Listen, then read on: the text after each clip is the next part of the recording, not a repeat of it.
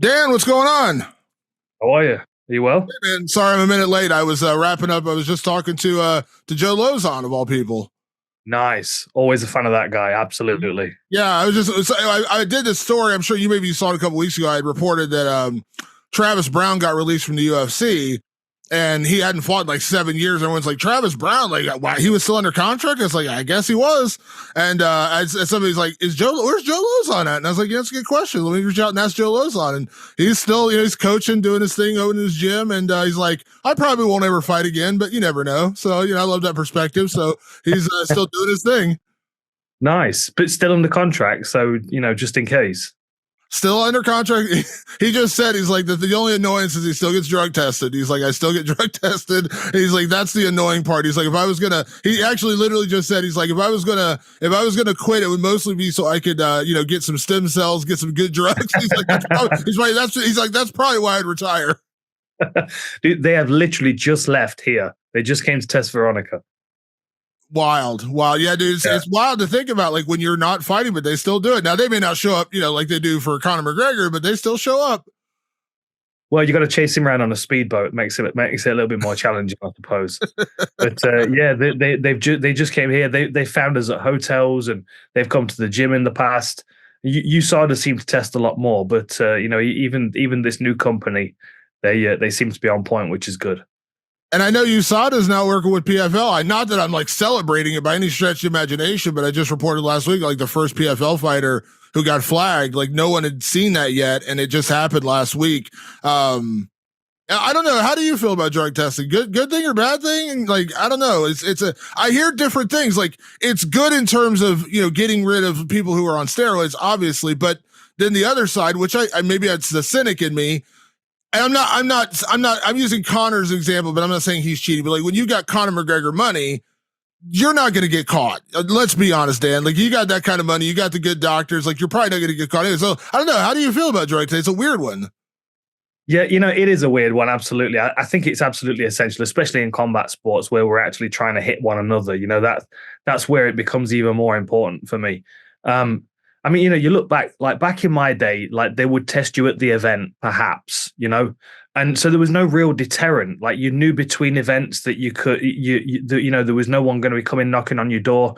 I like the fact that USADA are there, or whoever else, is it drug-free sport the UFC are using now? Yeah. I just think the fact that they could show up at any moment is enough of a deterrent for a big portion of the roster. Especially because these guys aren't making loads of money. They need that next paycheck. They need that next fight. So I think it's quite a good deterrent. I mean, there are always going to be people that can figure out ways around it. And as you said, the people with the most money are going to be the ones that are best equipped to do that. But I just think we have to keep pushing forward as much as we can with drug testing, especially in combat sports where, you're using the strength and the power that you're generating on another person. It's even more important. And let's be honest, like, when you've got more money or more freedom, like, there's guys who are fighting right now who still have full-time jobs. Obviously, they can't dedicate as much of themselves as the guy who's been in the sport for 10 years, has, money put away, is in a good spot, and he just trains, and that's his only job. Like, that's an advantage. You know what I mean? So, there's going to be advantages no matter how you look at it. But I agree in terms of, like, because there was a time where it felt like, man, like, it's getting bad in the sport. Like, it felt like there was a time where we were getting a lot of positive tests. You're like, this is not good. Like, this is really bad. And so I think now, like, just the knowing that you can get busted, I think that stops a lot of guys from doing it. Like, they may contemplate it, but knowing that you might get a year or two off, and that, that's not a career ender, but it can be pretty close to that. I think that's I think that really is the key, because guys are just like, you know what, maybe I won't take that supplement. Maybe I won't do this. And that's the deterrent. Yeah, for sure. And that's the other thing as well, is, you mentioned that there's supplements. The downside to it is that there are fighters that get flagged for things that they purely accidentally ingested. I know that a lot of people have tested positive for, Osarine. I know a lot of fighters were kind of derailed. Tom Lawler was one of them, I believe. And Jimmy Warled was, my teammate was sidelined for a while. And, purely out of using a tainted supplement that they weren't fully keeping track of when they were in training camp, and they got flagged. It's a difficult line to tread, but I do think the UFC do really well in educating the fighters. even back in the USADA days, they would give out these little pamphlets that would have all of the stuff that you couldn't take. And, there's always someone on hand that you can reach out to in all organizations, really, that have got drug tested. It's a challenge, but it's also kind of, part of being a professional athlete. And I'm kind of glad that mixed martial arts has to deal with it. It brings us up a level. Yeah, absolutely. So let's get into some PFL and Bellator. By the way, I absolutely loved the broadcast team, seeing you and Sean, and I love seeing Jimmy Smith back. That was so cool. I love Jimmy. I'm glad he's back with Bellator. But we're obviously getting into the to the PFL playoffs right now. Let me just start with like the bomb question here, Dan. Put you on the spot right now, because when PFL launched and they did these season long tournaments and everyone's earning $1 million, I mean, you and I both know, there's a handful of guys in the sport who ever earn $1 million, much less, in 1 year. But then the downside is that, you do get, like when injuries change fights and the scoring that changes things. And then I'll be honest with you, Dan, like a 2-fight regular season seems kind of weird to me. Like it just doesn't seem like a big enough of a body of work to like call it a regular season. It's only 2 fights. One guy gets 2 knockouts. He's in the playoffs. The guy who wins 2 fights dominantly, maybe just because of points, he doesn't get in the playoffs. How do you feel? I know I'm asking your employer to like ask you to like drop the bomb on them, but like, how do you feel about this tournament? Because I feel like there's been a bit of a shift lately where it's almost like, let's just get Bellator and PFL, get all the fighters together. Let's just have some great fights. I don't know. How do you feel? Is the tournament, the season format still valid?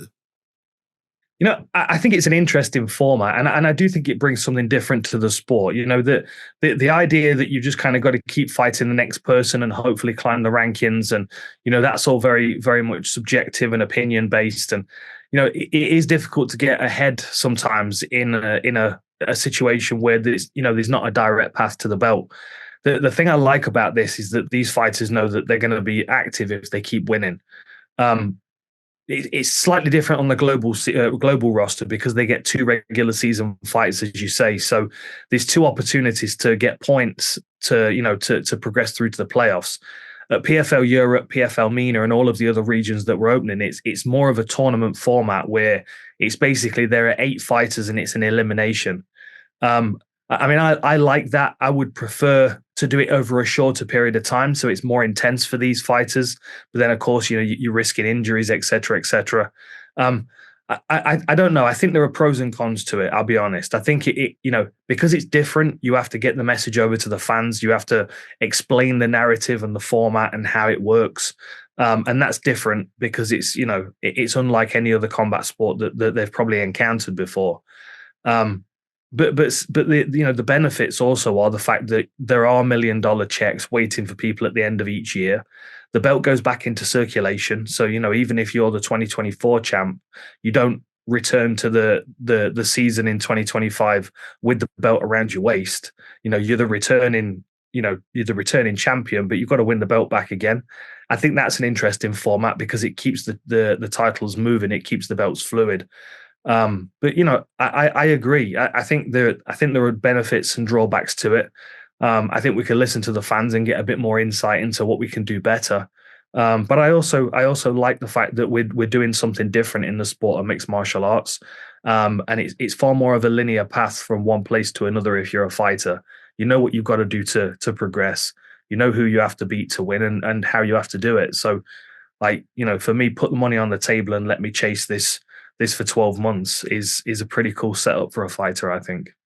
Yeah, and we know that it's incredibly difficult. I mean, I know I've talked to Brendan Loughnane about it, like after last season, and he was just like, or maybe it was 2 seasons ago, and he's like, "Yeah, I'm done with the tournaments, man. I can't do it. It's too hard. Like it's too difficult." And then he got eliminated last year, and he got ramped up, and he was ready to go this year. So it's just like everyone's going to have a different opinion about it. Like I always appreciated when I talked to Olivier Aubin-Mercier, he had said after his last one, he's like, "Yeah, I can't do it. It's just hard. Like it's really, really hard." And he had to step back. So it is. And to your point, it's funny you say that because I had a conversation with a guy from BKFC recently, and he said, one of the reasons, because I think BKFC's got found a lot of success, and he said a big part of it is we're not the UFC. Like we're not just putting out fights we're doing something different. Bare knuckle is completely different than just MMA. And he's like, that's the problem with a lot of the other organizations, even like a one championship or a Bellator, is it's still just fights. But at least with the tournament, the season, you're giving it something different, something that's not just, oh, this just looks like the UFC, except it's not the UFC. And again, we're not going to deny the UFC is the biggest. Exactly. Look, the UFC is the market leader. There's no doubt about that. And we are doing something different in the sport of mixed martial arts. And I agree with you on the bare knuckle thing. I think one championship's a good promotion to look at as well, given the fact that they're doing the grappling matches, the small gloves, kickboxing events. I like those. I don't necessarily like the moving back and forth between a ring and a cage, but I certainly do like the small glove striking matches.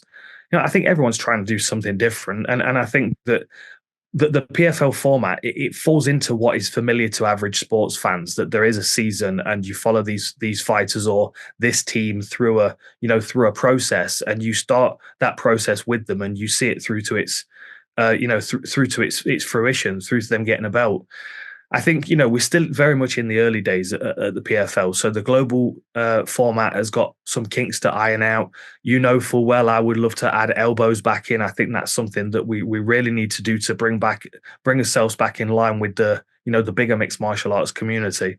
And then, projecting into the future, if you look at these different leagues that we're setting up, Europe being the first, MENA, we've got Africa on its way, we've got Australia and a variety of others.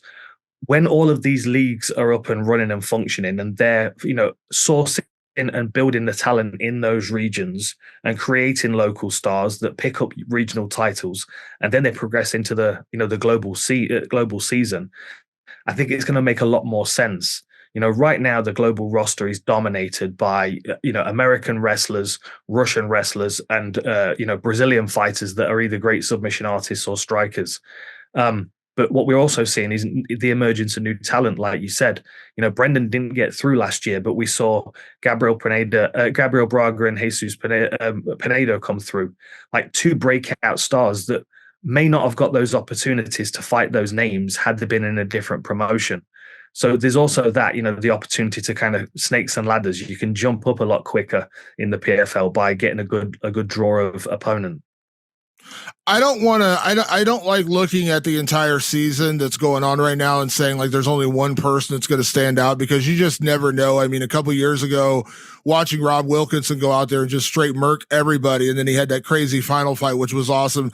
Impa Kasanganay kind of coming out of nowhere. He was a bit of a UFC cast-off, and then to see him come in there and do what he did and has continued to do, and I hope to see that rematch with him and Johnny Eblen in the future, because that was an incredible fight. So I don't want to peg it down to one person, but I was looking at the rest of the season that we have coming up, and everyone that's out there, there's some old faces, some new faces in there. But the one that stands out, and I'm actually talking to her on Thursday, that feels like, when Kayla Harrison left, that was one of the faces of PFL that left. It feels like Dakota Dacheva is like that next face of PFL. Now, to be fair, like she's going to have, obviously she's got Jenna Bishop coming up. I don't want to look past her, but obviously that final against either Liz Carmouche or Tyler Santos is going to be an incredibly hard fight. They're both veterans and legitimately top 5, top 6 fighters in the world. But am I right in thinking that if we're going to look at this entire field of fighters that are coming out here, that could be the name that we're looking at as like the next Kayla, the next, I don't know. I don't like saying next to anybody, but the next star. Yeah, I think so. I think a lot of people are talking about that. It was even a topic of conversation amongst the other fighters during the fighter interviews, during fight week, because of course, everyone was saying, well, Dakota, she's clearly getting lots of attention and everyone's talking about how good she is. And, but she's not fought the Liz Carmouche or the Tyler Santos of the division yet. And that was a real, a subject that kept coming up. A lot of people are waiting for her to really have that test. Like, I think Jenna Bishop is a really interesting test, because we know how skilled she is.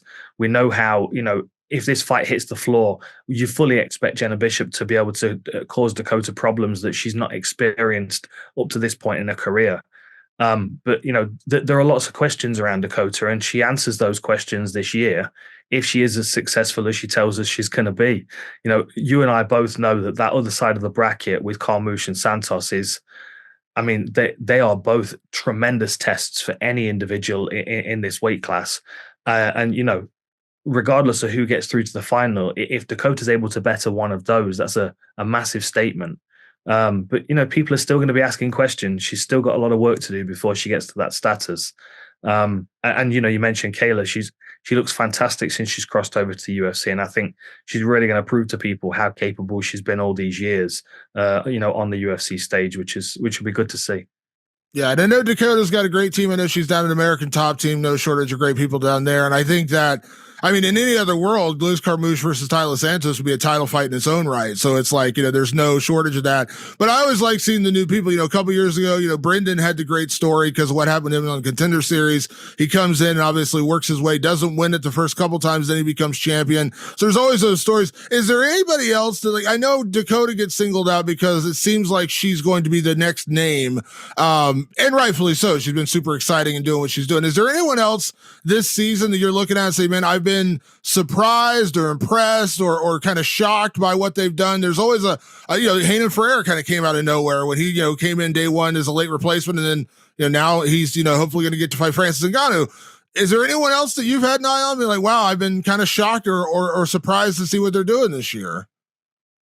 You know what? Yeah, there is one in particular, and before I mention him, I've got to give Gabriel Braga a shout out because, he came out of last year with so much hope and promise, and has gone through such a traumatic experience in his life, losing his father the way that he did, to then regroup and come back the way that he has and perform.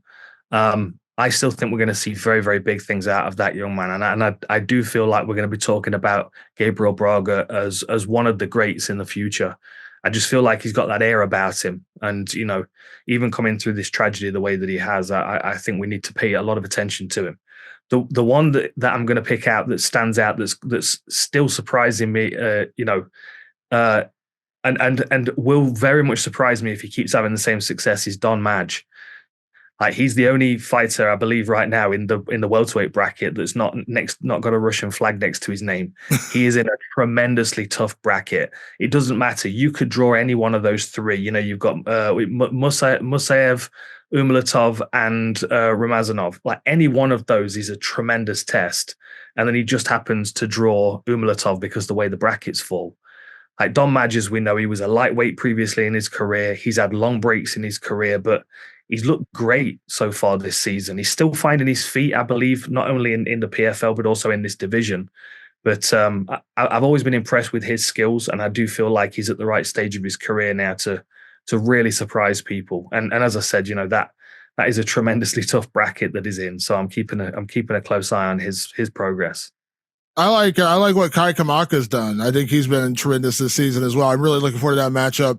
That's a main event, I believe, and that's a really fun one with him and Brendan. So yeah, there's always those names that pop out. Like, again, if you would have told me a few years ago, so yeah, Rory McDonald's going to run through this. Like, Rory McDonald's one of the most talented guys in the world. Never did. Never got the PFL title. So you just never know. Like I said, if you would have told me 2 years ago Impa Kasanganay was going to win and now he's back to where he's like the favorite to win again, I would have said, I like Impa, but he was kind of a middle of the road guy in the UFC, kind of struggled here and there. I just don't see it. You just never know.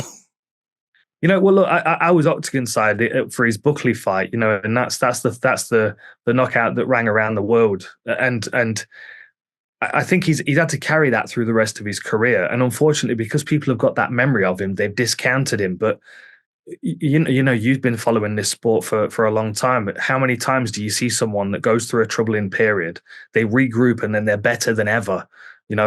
This for me is going to be a fantastic story at the end of Kasanganay's journey because of the ups and downs that he went through. I mean, just outside of combat sports, he's a fascinating individual.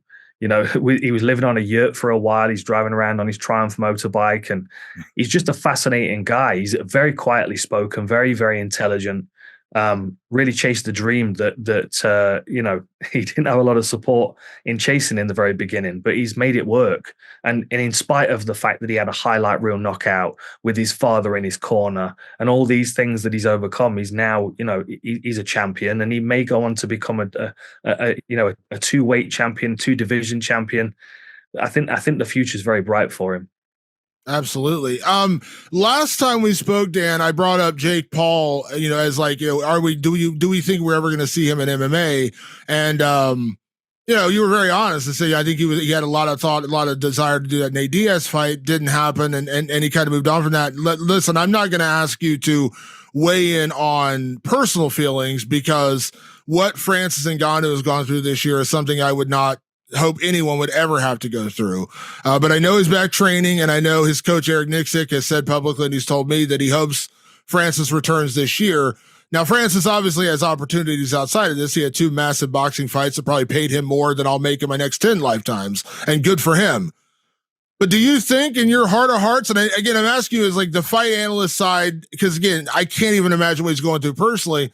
Do you think we'll see Francis back this year? I hear rumors, maybe, maybe not. Maybe he's going to do boxing again. It's a weird one because you know how this sport works, like out of sight, out of mind, right? Like you just disappear. And we all talk about best heavyweight in the world right now. We talk about Tom Aspinall, who, again, incredible talent, John Jones, Curtis Blades, these big fights. We've forgotten a little bit about Francis because he hasn't fought since January 2023 in MMA. I mean, we're coming up, a few months will be 2 years. So does Francis need to come back to solidify himself and kind of retake that crown as the best heavyweight in the sport? I don't know. I don't know where he's at right now. And I don't know, will we see him this year? Yeah, I mean, they're all good questions. Obviously, Eric Nixick's going to know more than I am, but I have the understanding that we're going to be seeing him before the end of this year. Yeah, absolutely. And my understanding is that it's going to be in MMA gloves. Like you said, I can't even begin to imagine what he's been through, and he hasn't fought MMA since, January 2023, but he has been active. He's had 2 boxing matches that's kept him in the public eye. And I do feel like it's obviously kept him sharp in a combat sports sense. But I also know that he's been missing mixed martial arts. That's really who he is now. Of course, he had dreams of becoming a professional boxer, but he's the heavyweight king of the world in mixed martial arts. And I think he wants to get back to that. I think he wants to remind people of that. He's got an obvious candidate in front of him in Henan Fajeda. If he's able to better Henan, that's a big statement straight away. And then, where does he go from there? There are lots of big opportunities for him, as you said, both in and out of mixed martial arts. But I think we'll see him in the PFL cage with the MMA gloves on this year. And I feel very confident in saying that. One of the things that I think, that Francis, when he left, he was clearly far and away the number 1 heavyweight in the sport. I don't think anyone could debate that.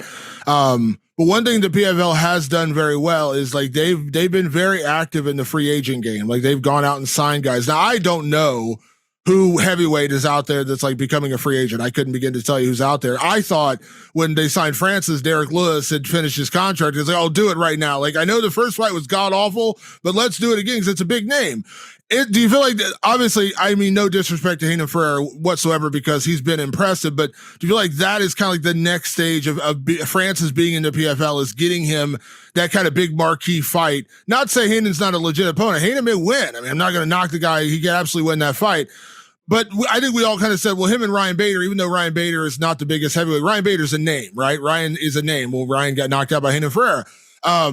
Is there a party that says that's the next stage of PFL in 2025 is seeking out that opposition for a Francis Ngannou to keep him not only active, but relevant in the bigger picture? Yeah, for sure. And Tom Aspinall was talking about this in an interview the other day, that the heavyweight division right now is wide open and we're going through a transition. And I think we're seeing that on the UFC roster. I think we're seeing it around the world. The heavyweight division's notoriously been quite thin and all of the talent tends to gather in 1 or 2 pools. Back in the Pride days, we had a really good heavyweight bracket over there. And there's always been a good, a strong showing of heavyweights in the UFC. But for a long time, we've had a lot of veteran heavyweights that have been kind of hanging on and having fights, still causing problems for the young up and comers. And I don't know what it is, but, in the past sort of 18 months, it seems that a lot of those veteran heavyweights have kind of fallen by the wayside. It's really why the UFC, I think, are clinging on to the interim title because they don't feel like they have a John Jones or a Stipe Miocic to validate Tom Aspinall as the legitimate champion. You know what I mean?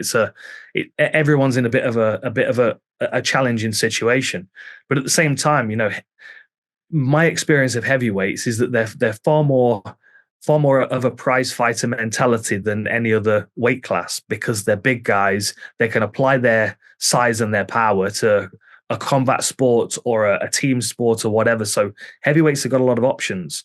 And I think that there's more of a tendency in the heavyweight bracket for people to fight out of their contracts and consider what other opportunities there are.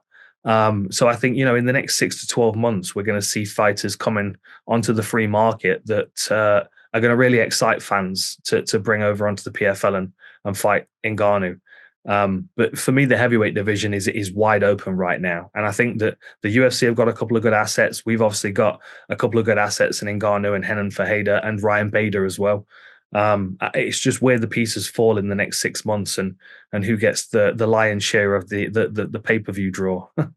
These are the moments where I really wish we had more co-promotion. Like that I know I don't want to bang a drum that is pointless because you and I know the PFL is never going to go. But it's like I even said this, like I thought, like the one guy who's over in one, Anatoly Malikin, I think he's incredibly talented. I'm a huge fan of his. Like that would be fun. Malikin and Ngannou, because Malikin's an undersized heavyweight, but he's an incredible sambo guy, incredible wrestler, big power.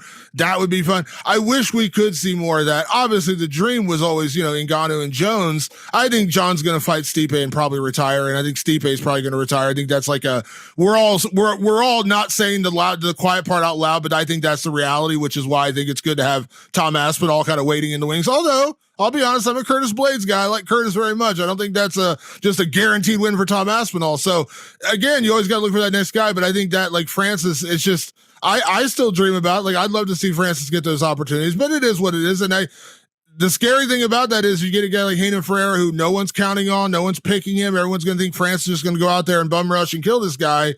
Next thing you know, Francis is the one laying face first on the canvas. That's how this sport works. That's how heavyweight works. Yeah, for sure. And Renan Ferreira is definitely that person that could cause that kind of problem. The size of him, the speed at which he moves. He was dangerous even before he moved to American Top Team, and they've just they've shored up his grappling and his takedown defense, and he's far more confident with his striking now. But just like Francis is a physical specimen, he can move with such speed as well as with power and knock people out like we've never seen. On the other side, Renan Ferreira, he's so tall and rangy, but possesses a similar kind of power. It would just be a fascinating clash of two incredibly skilled and scary individuals. But you're right, heavyweight's wide open, and I do like Anatoly Malikin. I would love to see a co-promotion. I think he would be a great matchup for Ryan Bader. They're both kind of undersized heavyweights, both good grapplers. I think that would be a really interesting one. And we also never expected to see Frank Warren and Eddie Hearn standing on a stage side by side, and money does talk. So who knows what's on the cards in the future? I don't draw a line under co-promotion as an absolute impossibility. I think things can change quite quickly. So hopefully we'll keep our fingers crossed and we'll see that change in the future. Where are you at, Turkey Al Sheikh? That guy seems to be able to move mountains and make things happen in combat sports like nobody's ever done before. So where are you at? Let's give him a call. Exactly. And he wants to see Jones and Ngannou. Oh yeah, he does. He's talked about it. He's actually talked about it. Like he actually even got Dana to like stammer a little bit when they asked him about it. He's like, yeah, that guy's awesome. Like, maybe this is the guy. Is this the miracle maker right here? Before I let you go, Dan, of course, we talked, Jake Paul before. A couple days from now, I'd be remiss without asking you, of course, Jake Paul boxing Mike Perry coming up. And I said this on my podcast I do with Matt Brown last night. I said, I like Jake. I have zero problem with Jake doing what he's doing in boxing. And every time I've ever interacted with Jake, he's never been anything but nice to me. But I'll be honest, like I didn't give a guy like Nate Diaz a great chance to beat him because Nate's a lightweight. Let's be honest. I know Nate fights a welterweight. You and I both know Nate is legitimately a lightweight fighter.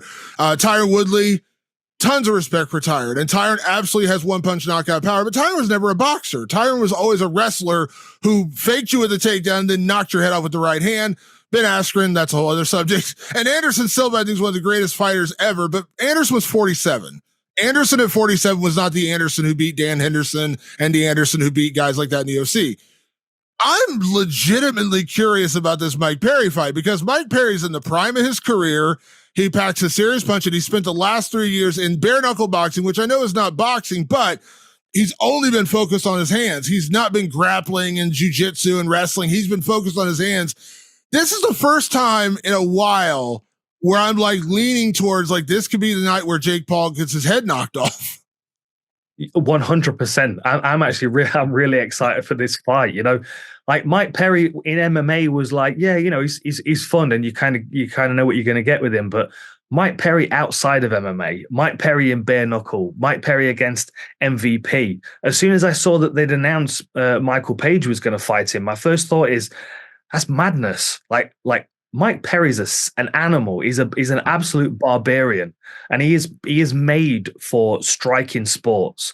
Anything where he doesn't have to worry about someone trying to hold on to him and take him down and make it a slow night for him. He is perfect.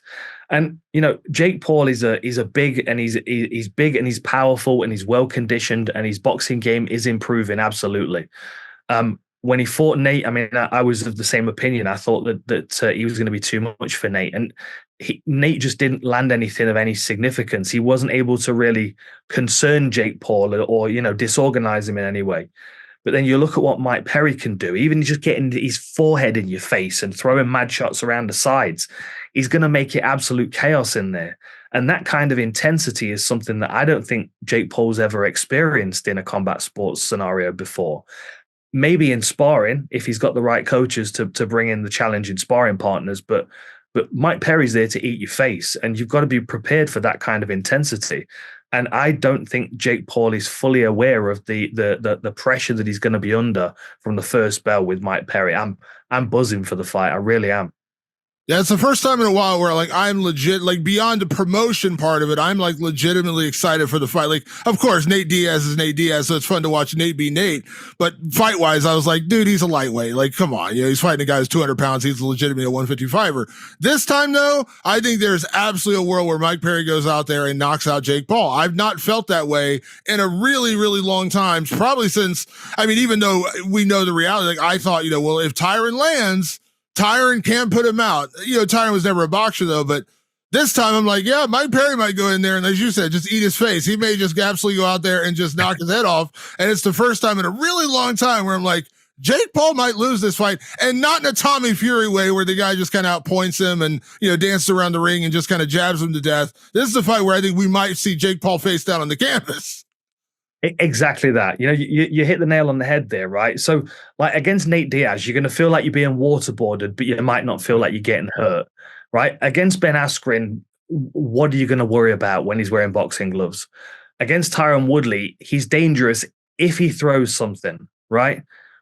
With Mike Perry, you've got all of those problems all rolled into one. You've got someone that's absolutely going to throw at you. You've got someone that's going to be in your face the whole time, and he's got enough power to really hurt you as well.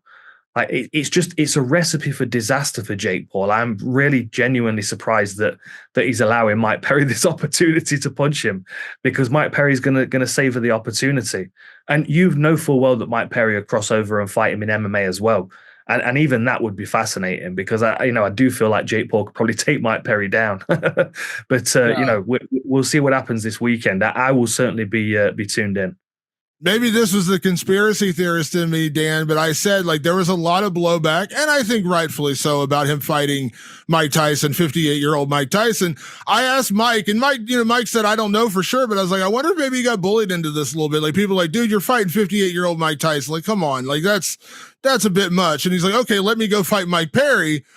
Yeah, I don't know. I just had that thought in my head. Like maybe he kind of got bullied into like fighting a legit guy before he goes and gets a big payday and the Netflix and all that stuff. And Mike Tyson was like, maybe this is like his way of saying, look, I'm legit, but then maybe you legitimately get knocked out.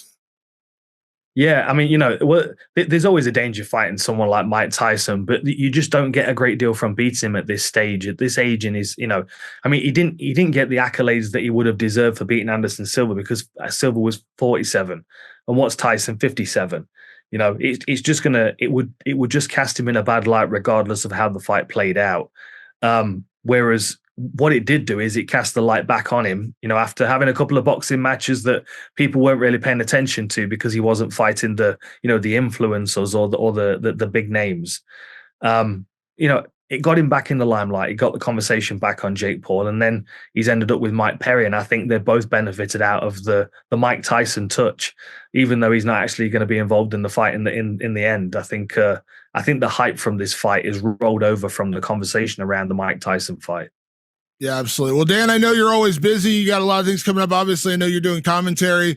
I think we're here in September. Maybe we're going to do that Cedric Doumbé, Anthony Pettis fight. October, I'm hearing, is going to be maybe a pay-per-view. Hopefully Francis comes back. So it seems like you're going to have a very, very busy rest of this year. Yeah, I'm on the road. We've got 3 PFLs in August, the playoffs. We've got Bellators in September. You know, San Diego and London. It's going to be a busy few months, but lots of good fights, lots of good fighters, and hopefully lots of good knockouts and submissions. Absolutely. Well, Dan, you got one of the best minds in the sport, so I always love to pick your brain to talk about things. I appreciate cutting a little bit of time for me. Obviously, I have fun calling the fights coming up in August. You're going to be a very, very busy man, so I wanted to get you before the madness begins. And thank you as always for the time, man. You know, I appreciate it. Anytime, brother. Always a pleasure talking to you, and I'm hoping to do it again soon.